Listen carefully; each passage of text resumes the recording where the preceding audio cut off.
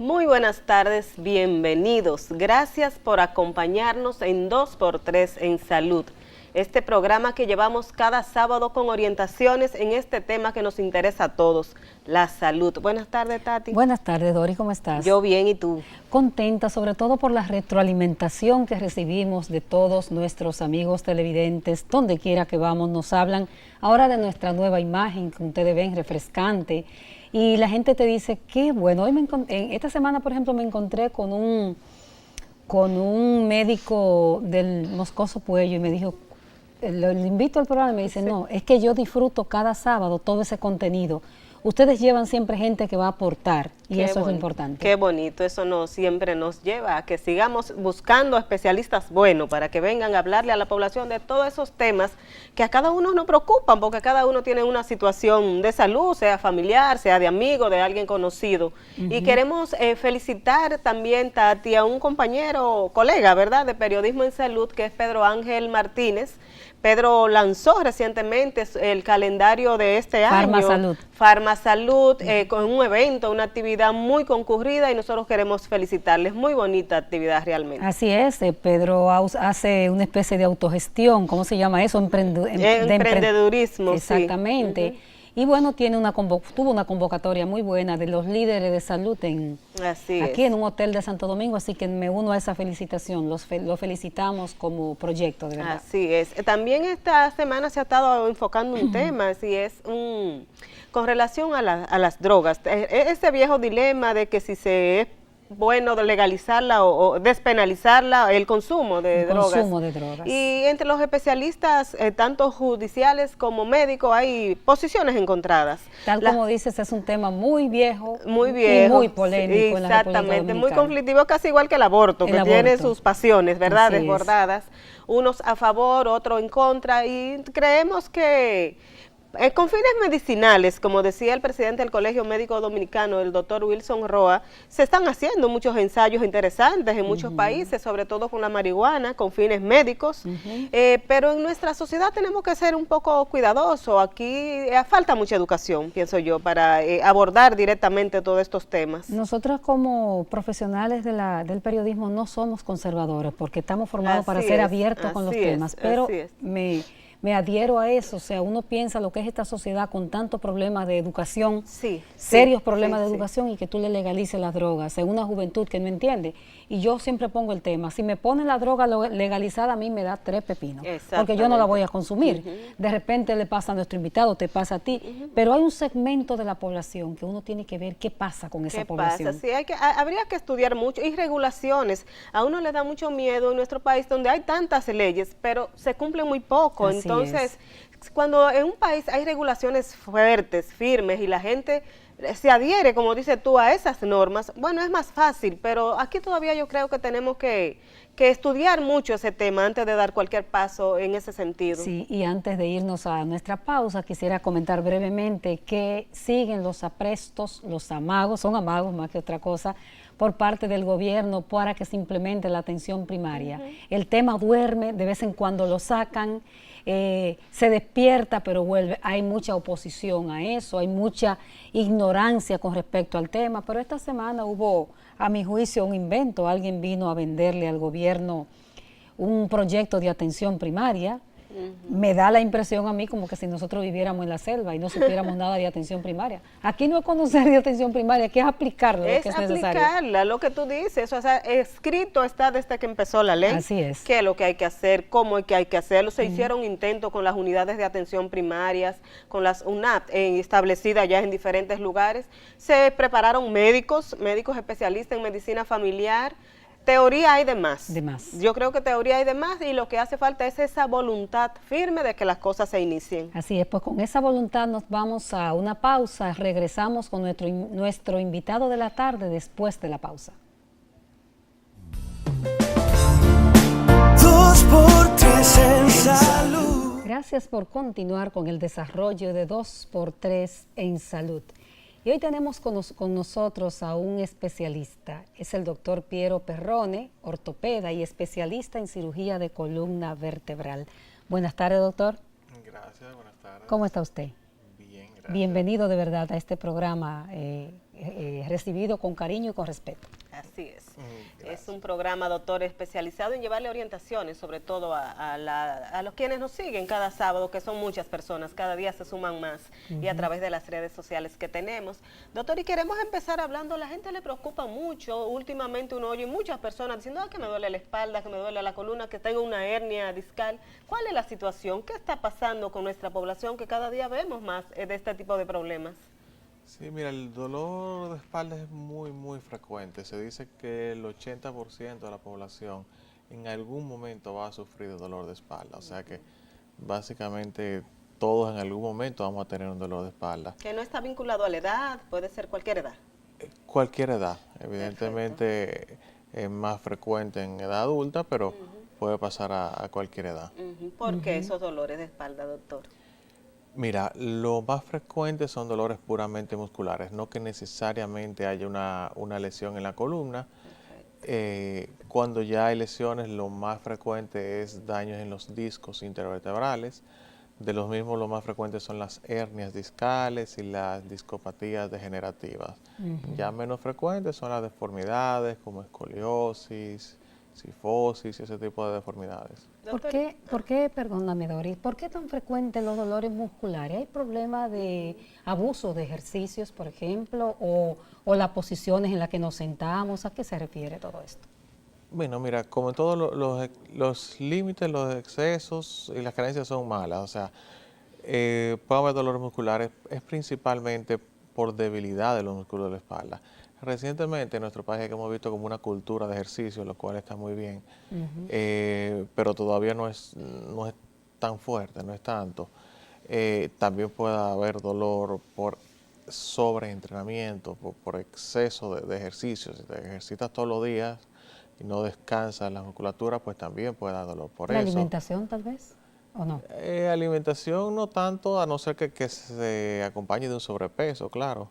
Que entonces ahí da dolor de espalda por el exceso de peso y también la postura, claro, influye bastante. Doctor, la debilidad en los músculos que usted hablaba, entonces se recomienda hacer siempre sus ejercicios, eso fortalece los músculos y permite que tú no sientas ese dolor de espalda tan fuerte. Correcto, es así. El cuerpo humano fue hecho para mantenerse en movimiento. Activo. Para mantenerse activo, o sea, exactamente. Eso es increíble el beneficio que tenemos con el ejercicio. O sea, mejora bastante los dolores de espalda y en sentido general en el cuerpo con los ejercicios. Los niños, doctor, y las mochilas que tanto hablamos y siempre viven ellos quejándose desde pequeñitos hasta adolescentes de dolores de espalda. ¿Cómo influye el peso de la mochila en nuestros niños? Sí, hay incluso ya hasta estudios científicos de eso. Realmente causa dolor de espalda las mochilas pesadas. Sí nos causa deformidades, como se cree que a veces sí, en algo popular se piensa. dice que no, que le crea una deformidad por tener una mochila pesada. No, eso realmente no pasa. Pero sí dolor, que podemos evitar sencillamente limitando el peso de la mochila. Eso. Antes se usaba mucho estas mochilas de ruedas, yo como que casi no las estoy viendo. No les ya, gusta a ¿verdad? los muchachos, ¿será? Como después que crecen ya no les están gustando mucho. Usualmente sí, no les gusta mucho, me pasa hasta con los míos. Pero las mochilas de rueditas son buenas siempre y cuando no haya que subir escaleras. Ah, claro, porque también... Porque entonces ahí es peor, o sea, es más... El peso entonces ya... Exacto, porque lo lleva de un lado. O sea, en el caso de que haya que subir escalera, entonces habría que adiestrar al niño, explicarle que debe de ponérsela. Pero el peso per se, los seres humanos no estamos también para aguantar nuestro pesito, o sea, no, porque por ejemplo, después de una determinada edad te recomiendan en materia muscular que haga fuerza para mantenerla. Definitivamente sí. En el caso de los niños, por ejemplo, el peso ideal de la mochila debe ser un 7% del peso corporal.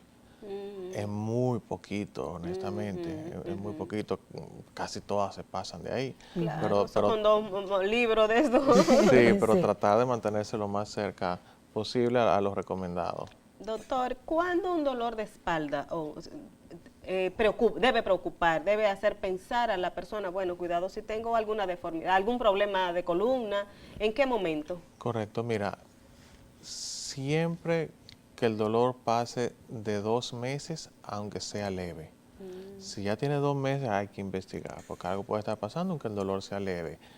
O si el dolor es un dolor fuerte, discapacitante, entonces debe buscar ayuda de inmediata. El dominicano es buenazo automedicándose.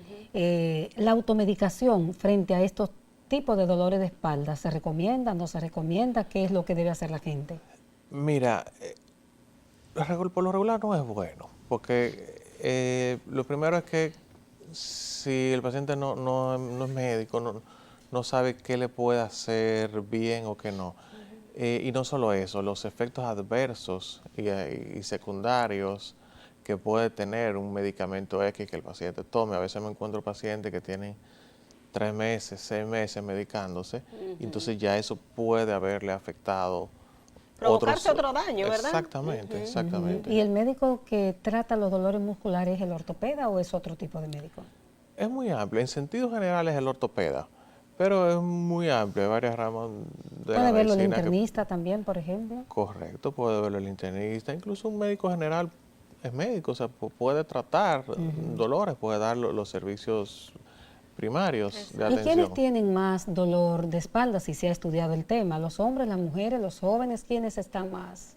Por lo regular es más frecuente en las mujeres. ¿Y por qué? Y bueno, por el esqueleto como tal en las mujeres no es tan robusto, no es tan fuerte como el del hombre, pero aunque es más frecuente en las mujeres suelen tolerar mucho más el dolor. Sí, Exacto, sí. la mujer siente menos dolor que el hombre y tiende a ser más resistente al mismo. O sea que llega la mujer con más cronicidad donde ustedes que el hombre, o el hombre va más rápido al sentir dolor, o la mujer espera más. ¿Cómo le llegan a ustedes como especialistas? Es una media, porque ciertamente la mujer es más resistente, aguanta más, pero sufre con más frecuencia de dolor. Exacto. Entonces el hombre aguantamos un poquito menos, pero entonces nos da menos frecuente, y más o menos igual. Doctor, y si nos vamos a columna, ¿ya cuáles son los principales problemas de columna que presenta la población? Mira, ya problemas como tal, hernias discales son bastante frecuentes, y en sentido general la degeneración de la columna, lo llamamos discopatía degenerativa, cuando hay un desgaste como le llamamos de los discos de la columna, que suele dar dolor de espalda baja, puede dar dolor hacia las piernas, eso es lo del día a día. ¿Y esos desgastes a qué se atribuyen, doctor?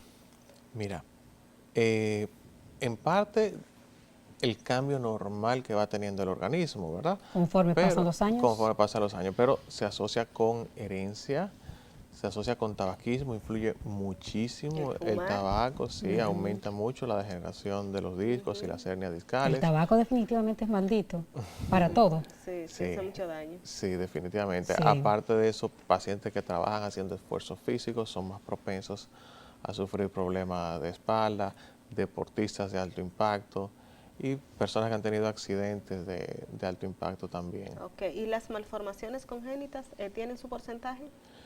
Sí, realmente es muy bajo, pero evidentemente si nacemos con una deformidad en la columna, pues son más propensos a sufrir dolores y más que nada deformidades. Okay. Doctor, ¿la columna vertebral es el hueso, será la palabra, por excelencia de la economía humana? ¿Es la columna el sostén de todo? Bueno, es uno de los principales órganos incluso para moverse. De hecho, desde cuando vamos a comenzar a caminar, creemos a veces que es con las piernas. No, lo primero que hacemos es inclinar la columna hacia adelante para comenzar el impulso y luego tiramos el paso. O sea, es un órgano vital. O sea, ¿cuál es la función específica de esta columna que uno a veces la cuida tampoco porque vive sentándose de todas maneras? Sí, bueno, tiene función de soporte, eso soporta las estructuras y protección a la médula, a las estructuras neurológicas. Esas son las principales funciones. Okay. Y luego, claro, ayuda con el movimiento. Yo quisiera aprovechar ahora que tenemos un ortopeda que hace mucho no teníamos en el programa. Doctor, hubo una discusión y un aporte de un médico dominicano. Siempre nos dijeron que el cuerpo humano tenía 108 huesos, ¿verdad? Por ahí. Y después hubo como un aporte de alguien. Ustedes que estudian justamente los huesos, ¿cuántos huesos es que tiene el cuerpo humano? ¿Ha habido aporte? ¿Ha aumentado eso? ¿Cómo es la cosa, doctor? Mira, es variable, porque sabes que Por ejemplo, en el coxis puede variar, las vértebras lumbares pueden variar, usualmente son 204, pero eso... 204. Pero Quítate unos pu- cuantitos le- huesos, Sí, sí. sí, Son mi, 204. Pero eso puede variar un poco, sí. Doctor, y si hablamos de huesos, ¿cuáles son los más importantes para el cuerpo humano? Eso es difícil responderte. Si me preguntas a mí, te voy a decir que los de la columna. O sea, Ok, exacto, porque porque ustedes- es su especialidad. sí, pero realmente Cada uno todos, hace su función, todos ¿verdad? tienen una función a eso como muy un acordeón, importante. cada uno tiene una función y sin ella, sin un órgano no funcionan los demás, aunque en el caso de pie se vive sin un pie, Sí. hay piezas, vamos a decir que son así más básicas que... Sí, Así todas es. yo pienso que son básicas, porque hasta un dedito que una gente no tenga es penoso, ¿verdad? Lo siente. Doctor, entonces, cuando hablamos de cirugía, vamos a hablar ya de cirugía para columna, que he visto muchas personas que tienen, primero se someten a tratamiento y a pesar de eso tienen que terminar en cirugía de columna. ¿Cuáles son las técnicas que ustedes utilizan? ¿Cuáles son los tipos de cirugías que más se hacen y cuáles son las que ustedes como especialistas recomiendan? Mira, eso por suerte, beneficio para todos, ha mejorado, ha avanzado muchísimo en los últimos años. Las hernias discales, por ejemplo, podemos tratarlas de manera endoscópica, ya no hay ni siquiera que abrir abrirla como con- anteriormente se hacía. Oh. No son invasivas. No, para nada, muy poco invasiva. Se llama cirugía mínimamente invasiva. Ustedes de hecho. usted practica esa técnica. aquí en Sí, el país. correcto. Tenemos los equipos especializados para eso y manejamos la técnica. Es algo que tenemos dentro de nuestro grupo de procedimientos que realizamos. Y también cuando hay que poner implantes, igual ya no es una cirugía tan agresiva como antes. En el país hay compañías que tienen implantes que se pueden colocar de manera mínimamente invasiva, heridas pequeñas en las cuales no hay que quemar, no hay que cortar todo Antes el había que músculo. hacer una incisión grandísima, ¿verdad? Para una cirugía de esa naturaleza. Sí, correcto. Actualmente te puedo decir que de manera endoscópica sacamos una hernia por una incisión de 1.6 a 1.8 centímetros. Ok. O sea que algo realmente ¿Y la mínimo. incapacidad de las personas, qué tiempo dura? ¿Cuál es el procedimiento de recuperación? Mira, eso es interesante. Evidentemente depende del tipo de cirugía y de la persona, pero usualmente si es una hernia discal simple, a las 2 semanas el paciente se puede reintegrar a sus labores, cuando son labores de oficina que no requieren estar haciendo esfuerzos físicos. Una de los aspectos importantes que uno ve es el no encamamiento del paciente. O sea, tú intervienes un paciente de manera en una cirugía y a los 2 días o al día siguiente está tratando de que el paciente se pare. ¿Por qué es tan importante en los huesos eso, doctor? El movimiento, como te decíamos al principio, el cuerpo está hecho para moverse. Y realmente hemos visto igual en los pacientes posoperados, mientras antes los movilicemos es mejor. Los pacientes de hernias simples, el mismo día intentamos que caminen y se paren desde que le pase la anestesia. En ocasiones hacemos ese procedimiento ambulatorio, un procedimiento endoscópico. El paciente si se opera temprano en la mañana, el mismo día en la tarde se puede ir a la irse. casa. ¿Integrarse a trabajar en qué tiempo? Usualmente 2 semanas. A veces podría ser un Es el tiempo poquito como antes, prudente, ¿no? pero exactamente, lo prudente más o menos 2 semanas. Doctor, ¿cuándo lleva usted a pensar que ese paciente requiere cirugía? ¿En qué momento? Por lo regular, cuando ha agotado los medios conservadores, que son medicamentos, terapia física, en ocasiones se aplican los bloqueos, o si es una hernia muy grande que está presionando mucho las raíces nerviosas, o que está produciendo debilidad o lesión de alguna estructura neurológica, entonces en ese momento es beneficioso para el paciente la cirugía. ¿Cuál es la edad, doctor, en que más se someten a cirugía los pacientes? O sea, la más recomendable. La edad es variable. Te puedo decir que he operado niños con hernias discales de 12 años, una cosa muy poco frecuente. Pero la edad usual es de 25 a 45 años en el caso de hernias discales. Es la más frecuente. Pues hemos tenido pacientes en los dos extremos, 70 y algo de años, para el caso de hernias discales. Ya evidentemente los casos degenerativos es más frecuente después de los 60 años. Doctor, vamos a pedirle un permisito, nos vamos a una pausa y regresamos.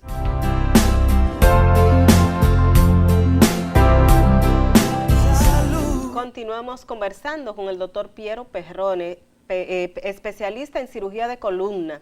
Doctor, vamos a hablar de ortopedia. ¿Cuáles son los principales problemas de huesos que presenta la población y sobre todo en un país donde ocurren tantos accidentes de tránsito? ¿Cómo influye eso?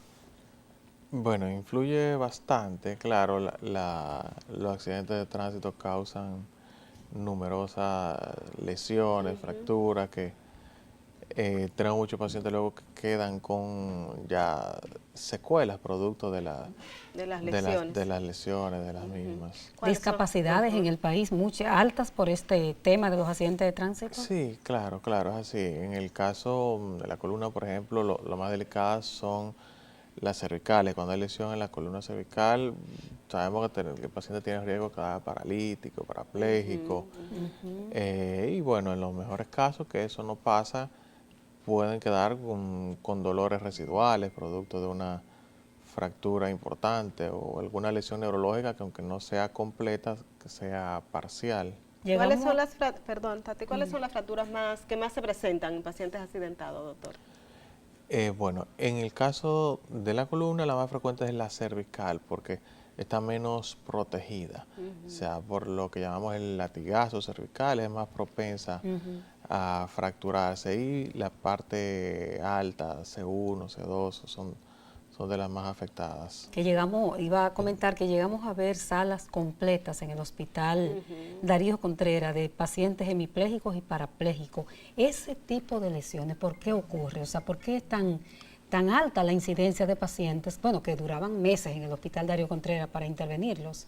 Sí, bueno, ese tipo de lesiones lamentablemente es algo catastrófico. ¿Ese es el impacto del choque tal vez? Sí, el impacto, el latigazo a veces se lesiona de manera importante en ese momento en la médula y ocurría muchas veces en el transporte, o sea, como ¿Cómo recogían transportaban al paciente? Exactamente, a veces lo terminaban de lesionar ahí, cosa que me consta que ha mejorado bastante Con el 911. con el 911, sí. Ya no le 911. llegan con esas lesiones tan agresivas, o sea, tan maltratados, vamos a decirlo así, como que a veces... No. Evidentemente estas personas están haciendo una muy buena labor. Doctor, ¿por qué es tan largo el procedimiento y el proceso para curar, por ejemplo, una pierna, una persona que sufre un trauma, una lesión? ¿Por qué dura tanto tiempo ese proceso para sanar, para que la persona pueda integrarse a la vida normal de labores? Sí, bueno, depende del tipo de fractura. ¿Intervención? Sí, de intervención. Por lo regular no diríamos que es tan largo. Y a veces vemos gente que dura hasta un año en rehabilitación, tratamiento. El detalle es cuando se pierde tiempo en el tratamiento. Eso se multiplica en tiempo de la recuperación. O sea, no es lo mismo operar una fractura el mismo día, el otro día que te llegue, que operarlo al mes. O sea, si perdiste un mes, tú vas a durar por lo menos 3 meses más para recuperación. O sea, que mientras más rápido se atiende al paciente, más recuperación mucho tiene. mejor. Lo ideal es que el mismo día de la fractura tú pudieras resolverlo. Ya. Doctor, ¿y por qué se habla de que son tan costosas las intervenciones en el área de ustedes? Y si la Seguridad Social tiene cobertura para esos procedimientos. Por ejemplo, el material de osteosíntesis. Sí, mira, gracias a Dios el plan básico de salud tiene en cobertura los implantes para cirugía de columna. Lo cual ha sido un éxito porque realmente son muy costosos. Pero están en cobertura y la mayoría de la población lo que tiene es el plan básico. ¿Qué se usa, doctor, para ese tipo de cirugía? ¿Qué tipo de implantes? En columna lo que usamos es solamente titanio en cuanto a los implantes. Bueno, titanio, el material de fijación. Cuando vamos a sustituir un disco, es un material que se llama PIC, de las siglas en inglés poliéster eterquetona. Es algo que tiene la misma consistencia del hueso y es lo que sustituye los discos cuando lo hacemos. ¿Son buenos esos materiales? Porque hubo una vez una discusión, un escarceo público sobre la calidad de muchos de esos materiales. Dice que hay carabelitas y todo eso. Hay carabelitas y menos que carabelitas. Menos. Pero hay de todo. Honestamente, el médico tiene la ventaja hasta cierto punto que puede elegir un material de osteosíntesis de calidad. A veces da cierta dificultad, vamos a llamar, con los Lograr que se seguros, apruebe y esas porque cosas. evidentemente los mejores Son más caros. son más caros. Por Pero hay supuesto. varias casas comerciales que tienen implantes de muy buena calidad y hay otras que evidentemente son precarias, vamos a decir. Y Pero yo como paciente, ¿cómo sé el tipo de material? ¿Tengo que confiar necesariamente en el médico? ¿Está la ética del médico, como decía una serie que hizo mi compañera, comprometida realmente? bueno, no diría el médico, realmente. Sí es una cuestión de confianza, ¿verdad? Tienes que confiar en que el médico está eligiendo lo mejor para ti, pero yo le recomiendo al paciente preguntarle abiertamente al médico, o ¿Qué sea, material me están qué poniendo? material me están poniendo, la calidad, o sea, de dónde viene, qué Sí, porque si al seguridad final es tengo. en mi cuerpo, en mi economía que me lo están poniendo, yo tengo Correcto, es algo derechos. que vas a tener ahí para toda la vida, o sea, es algo con que no nos podemos jugar y hay buenas opciones. Buenas opciones. Doctor, ¿y la tecnología médica? ¿Qué tan avanzados estamos en el país en esta materia?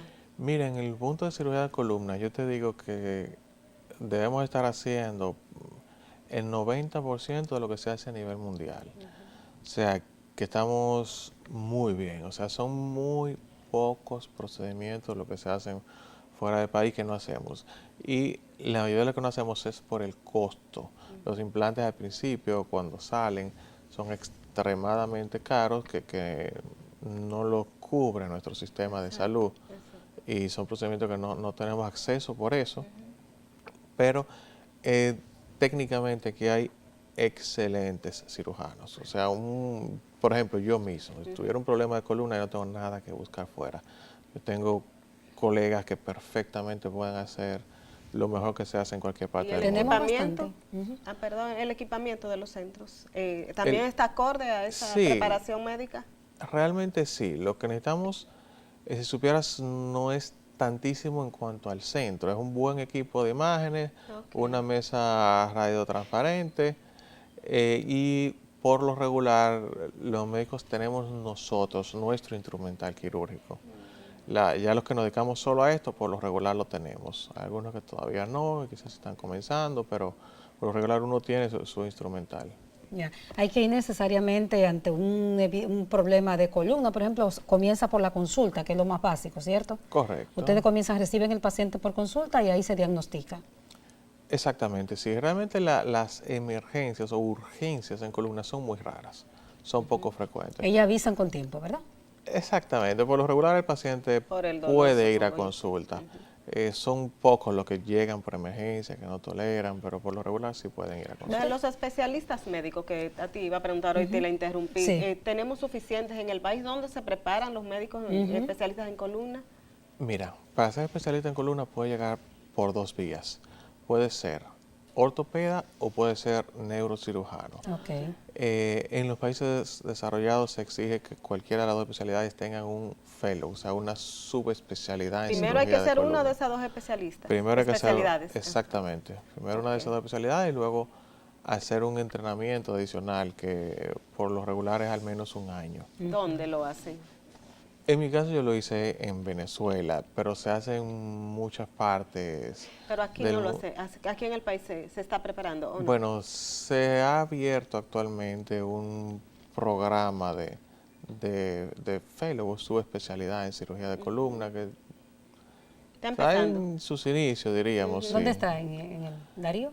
Es uno de los hospitales públicos. Para ser honesto, no sé ahora Ok. dónde Lo más está. importante aquí son el Darío y el Neyari en Santo Exactamente. Domingo. Y después, bueno, los grandes El Juan hospitales. Bosch en el Juan Bosch en La Vega y eso. Correcto. Pero sí. hay buenos, definitivamente la República Dominicana tiene buenos ortopedas. Tiene que tenerlo con esta situación de tantos accidentes de tránsito, ¿verdad? Sí, ortopeda, sí sabemos que hay muchísimos y buenos, Exactamente, con muchísima buenos. experiencia. Ese Y en Darío el- Contreras ha sido una cosecha de Una grandes cosecha. Y en el caso de la especialistas subespecialidad que tiene usted, doctor, de cirugía de Decía- columna. Sí, sí, actualmente ya somos muchos. Son muchos Ya, ya. ya sí, somos varios. Hay una sociedad inclusive de eso le iba a cirugía de preguntar, que columna. si estaban como... Sí, ya hay Congregados. sí, ya hay una sociedad, tiene, me parece que 70 y algo de miembros, o sea Bastante, sí.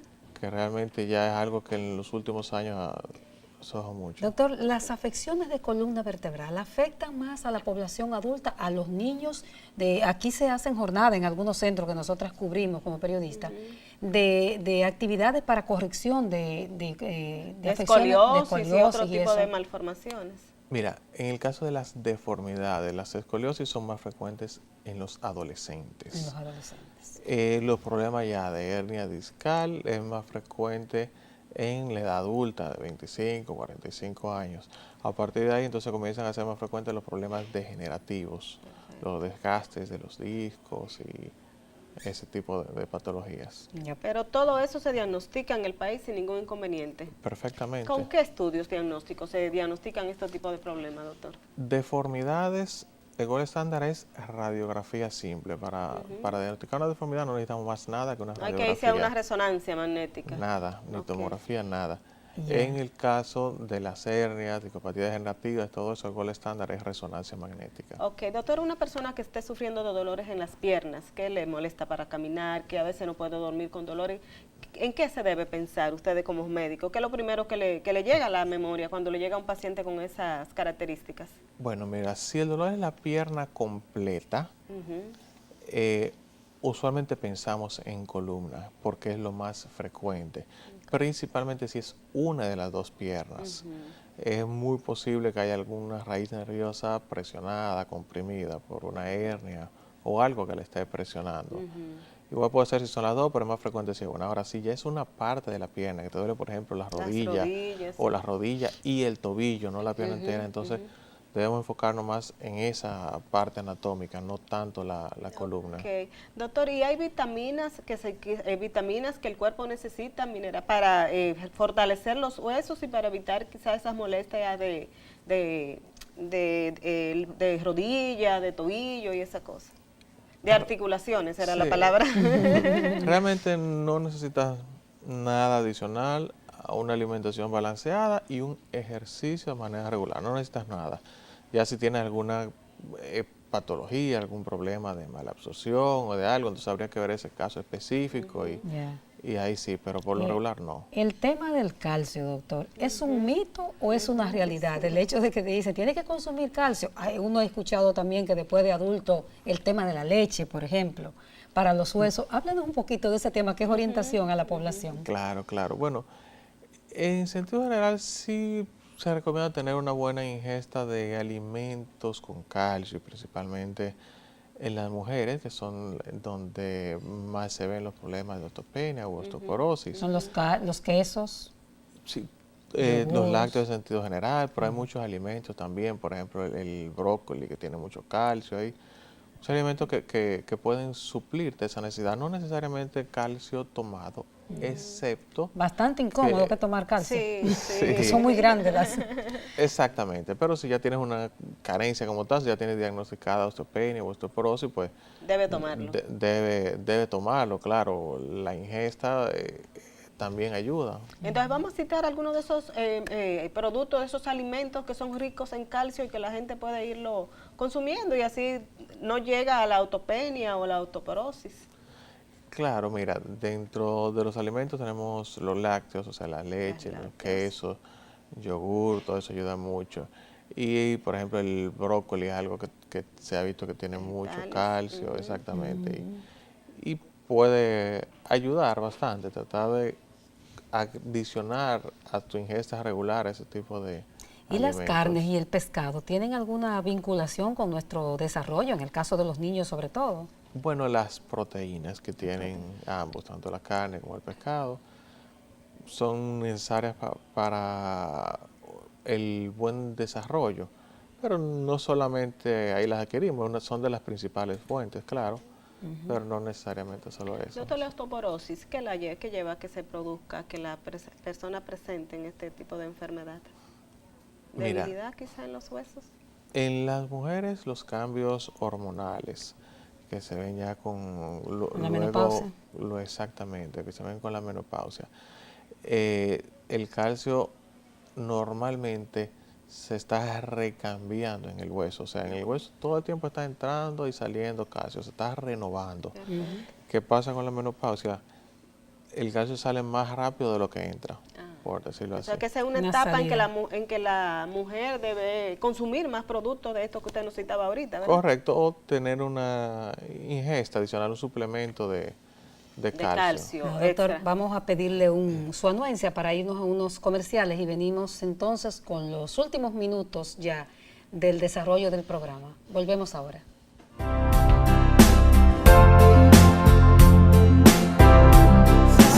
Continuamos conversando con el ortopeda Piero Perrone. Doctor, ¿en qué centro usted labora para que la población que está interesado en tratarse este tipo que yo sé que hay muchas personas con problemas de espalda y de columna pueda llegar hacia usted? Bien, la consulta la tenemos en el Spine Center, en Galería 360. Spine Center es un centro que concentra especialistas de diferentes áreas. Sí, somos un equipo Un equipo. interesante en el área porque somos 4 cirujanos de columna, que tenemos nuestros propios anestesiólogos.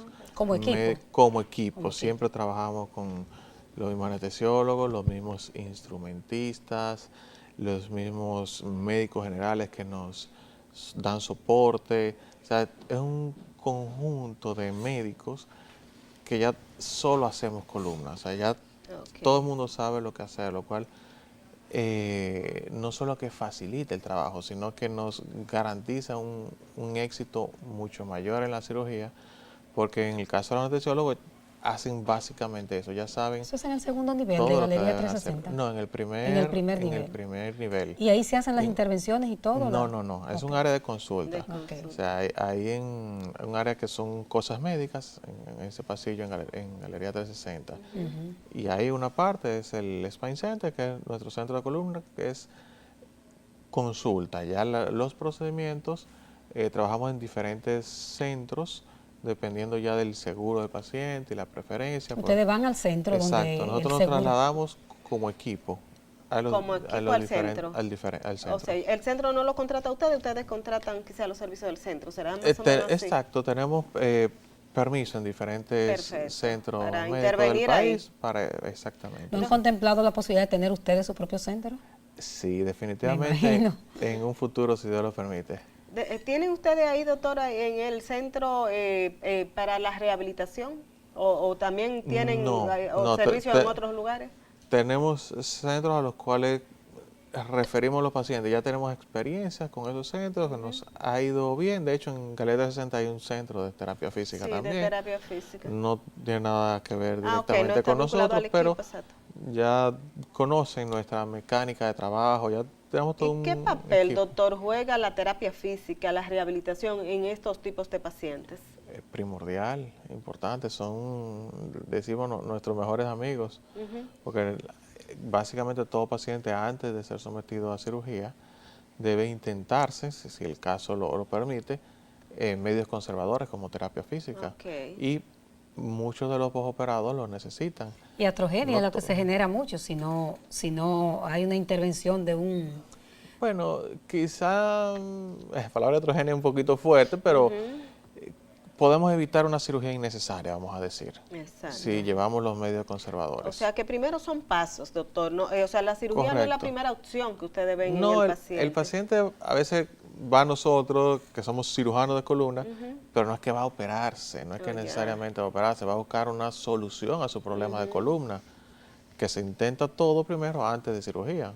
Si lo que le corresponde a cirugía, pues bueno, se resuelve de esa manera, pero no es lo primero. Doctor, si usted quisiera enviar un mensaje educativo a nuestra ciudadanía con tantos problemas de columna vertebral, que me imagino que la incidencia debe ser alta, ¿cuál sería su mensaje clave para la población dominicana? Bueno, tratar de acostumbrarse a mantener una postura adecuada, una higiene postural en su trabajo, en su casa, y ejercitarse de manera regular. Aparte de, claro, mantenerse alejado del cigarrillo, que ya hemos visto que causa muchos daños también en la columna. Y el tema de los gimnasios, que dice que se abusa mucho en los gimnasios, que hay a veces... Los excesos son malos. El gimnasio en sentido general es bueno porque nos ayuda a mantener la musculatura fuerte. Malo es a veces si no estamos acostumbrados a hacer ejercicio y queremos entrar de lleno en un programa de ejercicio muy fuerte, exceso. eso nos puede lesionar. O sea que hay que pensar siempre en su cuerpo, en la columna, en sus huesos, cuidarlo ante todas situaciones que se presenten, ¿verdad? Correcto, así es. Bueno, pues doctor, le agradecemos muchísimo, la verdad que han sido orientaciones Ustedes. interesantísimas a la población sobre cómo cuidar su postura, que sé que muchas de las lesiones van vinculadas a esto. A nuestros amigos televidentes, muchísimas gracias por siempre acompañarnos y le vamos a dejar ya en este último minuto que ustedes disfruten de lo que fue nuestra actividad que realizamos recientemente, donde lanzamos nuestra nueva imagen. Como decía Altagracia al principio, una imagen fresca, una imagen bonita, diferente, agradable. Todo eso lo hacemos pensando en ustedes. Gracias por preferirnos cada sábado a las 6 de la tarde.